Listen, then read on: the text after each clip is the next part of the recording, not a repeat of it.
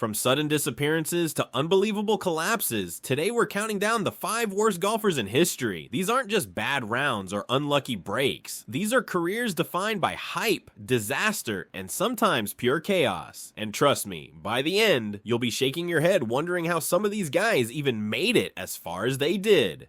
Number 5, Anthony Kim. Perfect tee shot. You bring it in left to right, it would be nice. Anthony Kim will have a legitimate chance to tie for the lead. He was a contender. Start at number 5 with one of the most baffling vanishing acts in golf history, Anthony Kim. Back in 2008, this guy was electric. At just 23 years old, he was ranked 6th in the world and being hailed as America's next big golf superstar. He became the first American under 25 to win twice in one PGA Tour season since Tiger Woods in 2000, and his swagger was unmatched. Many to come. So that's for the birdie. Nice swing in the putter. Nice swing in the putter. Then came his legendary Ryder Cup moment, where he crushed Sergio Garcia 5-4, helping the US win their first Ryder Cup since 1999. Everything pointed to a Hall of Fame career, and then nothing. In 2012, he tore his Achilles tendon and had surgery. Win here, win major. So he is just pummeling the field at this particular point. Setting up down the left side and just pummeling it. Good swing there, good confident aggression.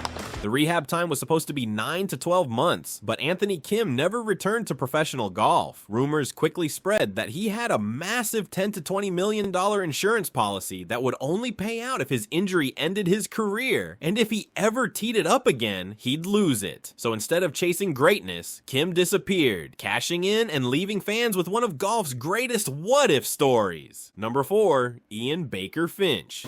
Felt like I was being stampeded on the tee there. All the crowd were running up the hill, and I sort of swung a bit quick and pulled it into the left rough into a bad lie.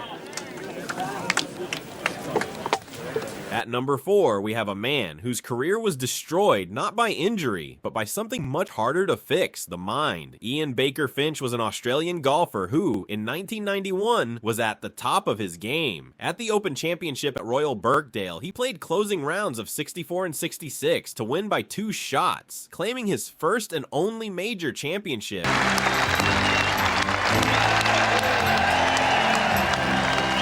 Should have been the start of a long run of success. Instead, his game collapsed. This wasn't just a slump, it was a complete mental breakdown. On the driving range, he was flawless, but on the course, it was as if he'd forgotten how to play.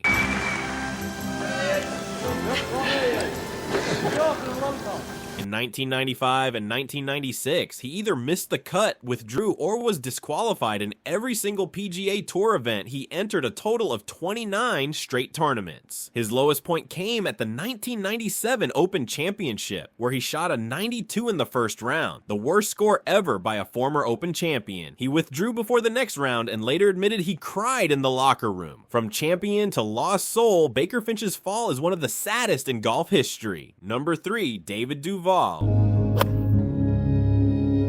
He has taken it just left of the hole. Looks like it needs to get up. All right. It did, and this shit funneled to the... Number 3 belongs to David Duval, a player who was once Tiger Woods' fiercest rival. In the late 1990s, Duval was dominant. He was world number 1, led the PGA Tour money list, and even shot a final round 59 at the 1999 Bob Hope Classic. And the champion, David Duval. He had done it, winning a major championship and putting to bed all the doubts about if he would. His crowning moment came at the 2001 Open Championship at Royal Lytham and St. Anne's, where he overcame a 7-shot deficit to win by 3 strokes. It looked like the beginning of a legendary career. Instead, it was the peak. After that major, Duval never won again on the PGA Tour. His game unraveled due to injuries, back problems, wrist issues, and a severe case of vertigo that kept him off the course for months. Open win, but I decided to cut it out. This is about a different time in golf, when David Duval was a household name. Post-2001, he was anything but, and quickly By 2004, he had dropped from world number 1 to outside the top 400. By 2011, he lost his PGA Tour card entirely. What was once a career built on precision and mental strength turned into a long struggle to stay relevant. Number 2, Ángel Cabrera. Aiming out to the right. Moving left. It's good. Ángel Cabrera is tied for the lead at +4. U.S. Open title for Argentina.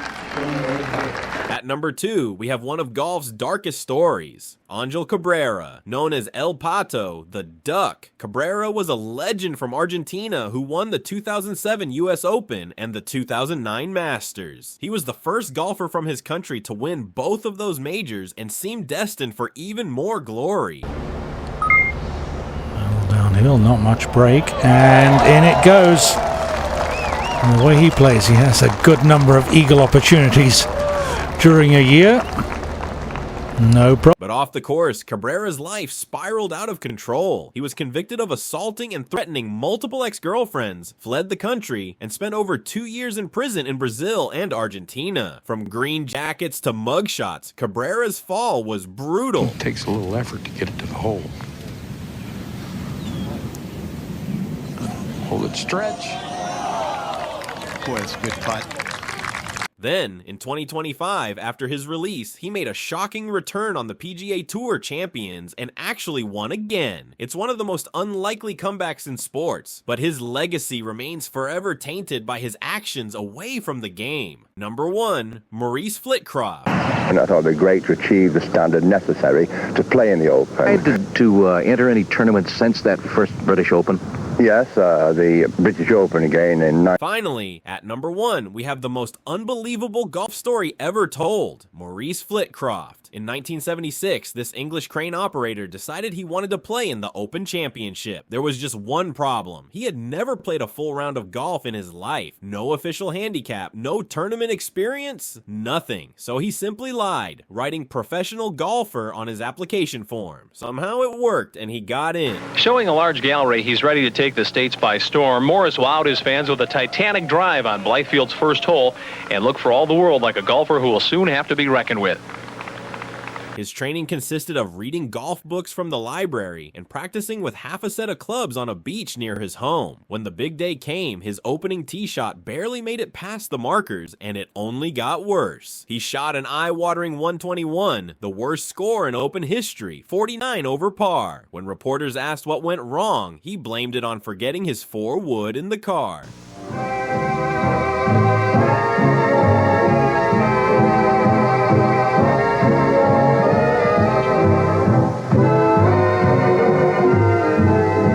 The RNA banned him for life, but Flitcroft became a folk hero, sneaking back into qualifiers under fake names like Arnold Palmtree and Count Manfred von Hoffman, complete with disguises. To this day, Maurice Flitcroft is remembered as both the worst golfer ever to play in the Open and one of the sport's most bizarre legends. Thanks for watching and see you in the next video.